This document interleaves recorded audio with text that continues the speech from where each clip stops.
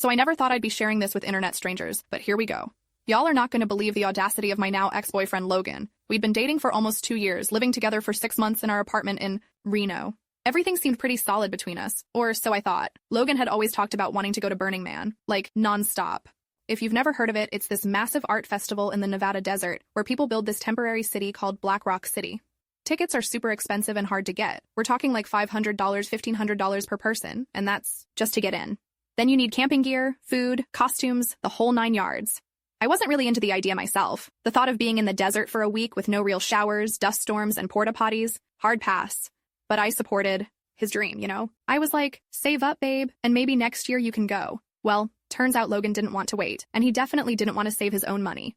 Last month, I was checking my bank account online, something I admittedly don't do as often, as I should, and noticed my balance was way lower than it should be. I'm talking $4,000 lower. At first, I thought it was a mistake or maybe identity theft. I called the bank in a panic, and they confirmed several large withdrawals over the past few weeks, all from our shared apartment where only Logan and I lived.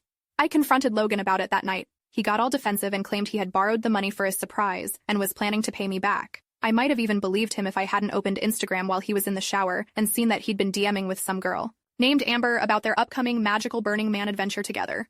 Yep, he stole my money to take another woman to Burning Man. The next morning, I waited until he left for work at his tech support job. Then I packed up all his stuff and left it in storage. I changed the locks, froze my accounts, and filed a police report for theft. Then I called his mom, who actually likes me more than him, LOL, and told her everything. The best part? Logan had been planning this for weeks. He'd already bought the tickets, camping gear, and even a special outfit for the temple ceremony, whatever that is. The festival was starting in 3 days, and he'd taken the week off work without telling me. When he couldn't get into the apartment that night, he blew up my phone with texts and calls. First angry, then confused, then begging. I sent him one text. Hope Amber enjoys the playa. Your stuff is at public storage on 4th Street. I filed a police report. Don't contact me again. He actually had the nerve to text back. But what about our trip? Our trip? The audacity, I swear. So while Logan and Amber headed off to Burning Man with my money, I was stuck working extra shifts at the coffee shop to make rent. I called my credit card companies and disputed any charges I could.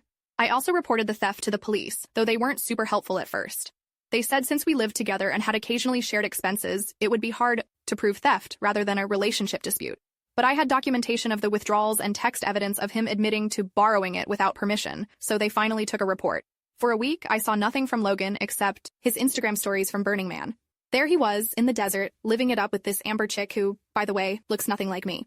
She's all blonde and bohemian with those giant hoop earrings and flash tattoos everywhere. They were at sound camps, art installations, sharing life-changing experiences, according to his captions. He even posted a sunset pic with the caption, "Finding myself in the dust," like he was on some spiritual journey instead of a stolen vacation. The whole time, I'm working doubles, talking to lawyers, and trying to figure out how to financially recover. My friends were amazing, though. They brought me wine, helped me rearrange the apartment to remove all traces of Logan, and one of them even introduced me to her cousin who works at a gallery in Reno. Here's where it gets interesting. This gallery, Cousin Marcus saw some of my sketches I'd done just as a hobby. I've always been artistic but never thought I could make money from it. Marcus was super impressed with my desert landscape series and asked if I'd ever considered showing my work. When I told him no, he invited me to bring my portfolio to the gallery. A week later, as Logan was posting his transformation photos from Burning Man, I was signing a contract to display 3 of my pieces in an upcoming show featuring Nevada. Artists, the theme, Desert Mirage, Illusions, and Reality. How perfect is that? The day Logan and Amber were supposed to return from Burning Man, I got a call from a number I didn't recognize. It was Amber. Plot twist. She was calling to apologize to me. Turns out, halfway through the festival, she found out from another campmate that Logan had stolen the money from me. She was mortified and immediately distanced herself from him. She actually left him at their camp and went to stay with friends in another part of Black Rock City. According to Amber, Logan had told her he was independently wealthy from crypto investments, wink wink, and that he wanted to gift her the Burning Man experience. She had no idea he was financing their trip with stolen funds. To her credit, she seemed genuinely upset and offered to help me recoup some of the money. We ended up meeting for coffee when she got back, and she's actually pretty cool. Not at all the homewrecker I'd imagined. Logan, meanwhile, was in serious trouble. Not only was he facing potential theft charges, but apparently he'd spent almost all my money plus maxed out his own credit cards on this trip. His car payment was overdue, and according to his mom, who now texts me regular updates LOL, he was crashing on a friend's couch and looking for a second job to pay everything back. The justice felt good, not gonna lie. But the best part was discovering my own potential through all this mess. My work was getting noticed. I made a new friend in Amber. Weird, I know. And for the first time in forever, I was excited about my future. And just when I thought things couldn't get any more satisfying, Logan's mom called to tell me his car got repossessed right outside his friend's apartment. Karma is real, folks. Karma is real. Updated. It's been about a month since my last update, and wow, so much has happened. First off, thank you all for the supportive comments and messages. I didn't expect this post to blow up the way it did. Some of you asked for an I&E update, so here it is. So remember how I mentioned that gallery showing my art? Well, opening night was insane. I sold 2 of my 3 pieces within the first hour. One of them, a mixed media piece called Dust and Deception, yes, totally inspired by recent events LOL, sold to this tech CEO from San Francisco who has a vacation home in Lake Tahoe. He paid triple the asking price because he connected with the emotional journey of the piece. I almost fainted when Marcus showed me the receipt. The night was going amazing until guess who showed up? Logan. Yep, he actually had the nerve to walk into my first gallery showing like nothing had happened. He was wearing this sad attempt at a business casual outfit, probably borrowed from his couch surfing host, and looked like he hadn't slept in days. The dark circles under his eyes made him look like a raccoon that had been on a 3-day bender at Coachella. He approached me while I was talking to potential buyers and was like, "Hey, can we talk for a minute, privately?" I just stared at him and said, "I'm working right now," and turned back to the nice couple interested in my third piece. Logan stood there awkwardly for a minute before Marcus, bless him, noticed what was happening and smoothly guided Logan toward the exit. Later, Marcus told me Logan had tried to claim he was my muse and deserved some of the credit for my success. The audacity. I can't even. Marcus, who knew the whole story, just said, "Sir, inspiration comes in many forms. Sometimes it's a sunset, sometimes it's the relief of removing toxic people from your life. Either way, the open bar is now closed for you." I love Marcus. So much, you guys. After the show, I checked my phone and had 3 voicemails from Logan. In the first one, he was congratulating me on my success, but saying I owed him for supporting my art career while we were together. In the second, he mentioned he was having trouble making rent, $900 for his half of a 2-bedroom he's sharing with some guy from Craigslist, and thought maybe I could help him out since I was doing so well now. The third was just him crying. Literally crying. I deleted them all. The next morning, I woke up to an email from the Burning Man Art Grant Committee. Someone from the gallery showing, I still don't know who, had submitted photos of my work to them, and they were interested in discussing a potential art installation for next year's festival. Me, at Burning Man, creating art. Was this real life? I met with them over Zoom the following week, and they loved my proposal for an interactive installation called Phoenix Rising, a giant phoenix made of mirrors and copper wire that would reflect the sunrise and sunset in different ways, symbolizing rebirth and transformation. They offered me a $10,000 grant to create it, plus tickets and vehicle passes for me and 2 assistants. Meanwhile, the legal situation with Logan was progressing. Since I had filed that police report right away and had documentation of the withdrawals, plus his text admitting to borrowing the money without permission, the DA decided to pursue charges. Logan was facing potential felony theft, which freaked him out enough that his lawyer immediately started pushing for a plea deal. They offered a deal where Logan would repay the full amount plus interest, do community service, and be on probation for a year, but avoid jail time and a felony record. I agreed to the terms on one condition, that part of his community service hours be spent helping set up and tear down art installations at, you guessed it, next year's Burning Man. The DA thought it was unorthodox but said if the program coordinator agreed they would add it to the terms. Petty? Maybe. Satisfying? Absolutely. As all this was happening, my Instagram following was growing like crazy thanks to photos from the gallery show. I started posting more of my art process, and suddenly I had brands reaching out about partnerships. Michaels wanted me to do an Instagram takeover, showing my favorite art supplies. A trendy outdoor gear company offered to sponsor part of my Burning Man project if I incorporated their new eco-friendly camping equipment in my build and documentation. One night, I was at this new gastropub in Midtown with Amber. Yes, we're actually friends now. Life is weird. When I overheard someone at the next table mention Logan's name, I subtly eavesdropped. Okay, fine. I practically turned my chair around and heard them talking about how Logan had started working at the Super Shine car wash on weekends to make extra money. Amber and I made eye contact and both had to stifle our laughter. She whispered, "Should we go get our cars washed tomorrow?" I whispered back, "And pay with your Burning Man wristband still on?" We both lost it. The people at the next table probably thought we were crazy, but honestly, the universe's sense of humor deserved appreciation. Speaking of Amber, she's been incredibly cool through all of this.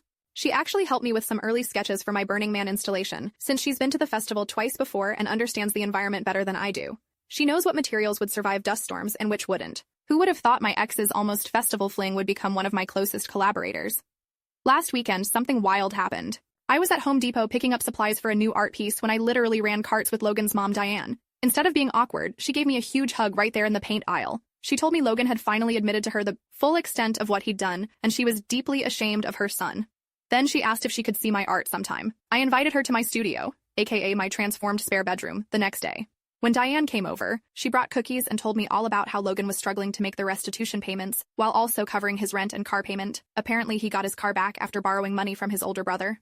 She wasn't asking for sympathy for him. She made that very clear. She was just filling me in on his life lessons.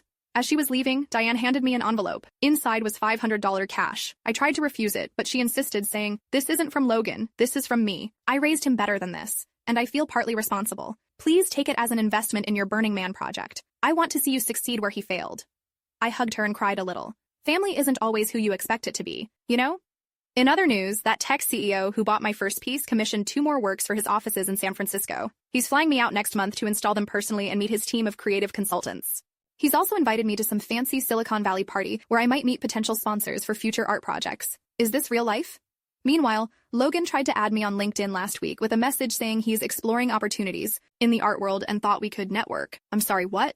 I blocked him so fast my thumb nearly broke the sound barrier. The best part of this whole experience has been rediscovering my passion for art and realizing I'm actually good at it. Like, people will pay me for it good. I've started teaching a small workshop at the local community center, helping other women find their creative voices after difficult life transitions. It's healing for me as much as for them. So that's where things stand now. I'm designing my first major art installation, making more money from my art than I ever did at the coffee shop, though I still work there part-time for the health insurance because Yours America, and slowly building back my savings. Logan is washing cars and living with a stranger from Craigslist while making monthly restitution payments to me. As for Burning Man next year, I'm going to be there with my head held high, not as someone's stolen ticket, but as a contributing artist creating something meaningful for thousands of people to experience. And maybe, just maybe, I'll catch a glimpse of Logan sweeping up dust around someone else's installation, learning the hard way that karma comes for everyone eventually.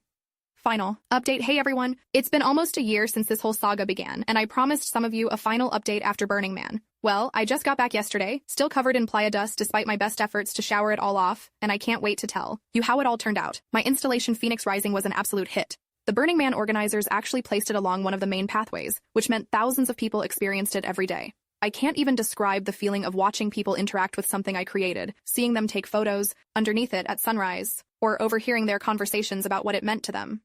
I didn't see Logan during the festival, but I heard from one of the volunteer coordinators that he did complete his community service hours, helping with setup. Apparently, he was assigned to the Porta Potty team's Smile emoticon. Karma really doesn't mess around. The most surreal moment came when a photographer from Wired magazine asked to interview me about the installation for a feature they're doing on emerging artists at Burning Man. Me, in Wired. Is this real life? I'm still processing everything, but I wanted to share the most beautiful part. On the last night, during the temple burn, Amber and I sat together in silence watching the flames. She squeezed my hand and whispered, "He stole your money, but you stole the whole damn show." Sometimes the worst betrayals lead to the best beginnings. I went from having my savings drained to having gallery representation, commissions lined up through next spring, and an invitation to create an even bigger installation for next year's festival. As for Logan, I heard he's still at the car wash, now promoted to shift manager. Good for him, I guess. But me? I'm just getting started. Thanks for being part of this journey, Reddit. Don't let anyone steal your dreams, especially not to take someone else to Burning Man.